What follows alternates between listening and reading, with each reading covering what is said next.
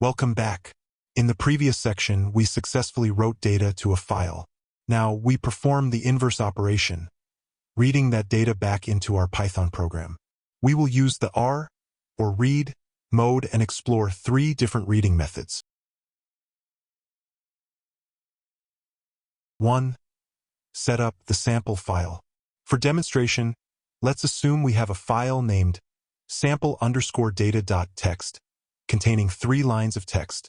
We will use the recommended with statement for all our reading operations to ensure the file is closed correctly. 2. Reading the entire file with read parenthesis. The simplest way is using the read method without arguments. This method reads the entire content of the file from the current file pointer position into a single Python string. If the file is very large, be cautious, as this may consume a lot of memory. 3. Reading line by line with readline parenthesis.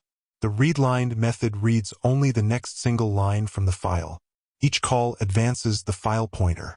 A key detail, the new line character, \n, is included at the end of the return string. We use the representing function here to show you those hidden characters clearly. 4.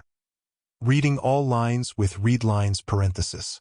Finally, the readlines method reads the entire file, but instead of returning a single string, it returns a list of strings, where each element in the list is one line from the file, including the new line characters. This is often the most convenient way to process structured text data line by line.